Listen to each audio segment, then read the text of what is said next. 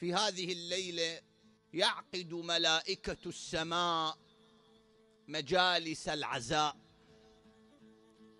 ويقعد عباد الله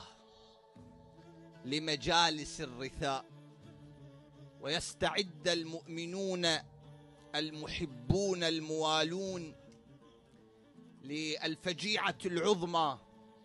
والرزية الكبرى والنازلة العظيمة، حيث يودعون وصي رسول الله صلى الله عليه وآله وخليفته وابن عمه علي بن أبي طالب عليه السلام، فتنقلب الدنيا إلى سوداء مظلمة، وتتنكر لأولياء الله بعد شهادته، فيقتل من يقتل ويذبح من يذبح وتسبى من تسبى. في مثل هذه الليلة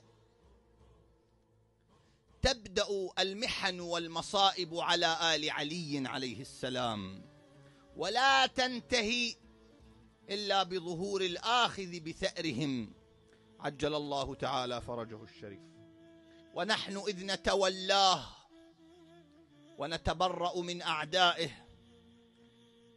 ينبغي بل يجب أن تكون لنا حصة من هذا العزاء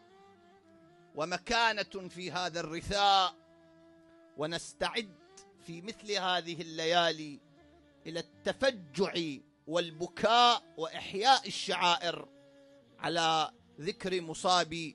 يعسوب الدين أمير المؤمنين علي بن أبي طالب عليه السلام. هذا الفارس الهمام وهذا الأسد الضرغام، يعز علينا أن نقول لكم أن هذه الليلة هي آخر ليلة في أيامه. يعز علينا أن نقول لكم أن هذه الليلة يترقب فيها علي بن أبي طالب منيته، هذا الذي قتل الفرسان وناوش الذؤبان وجندل الأبطال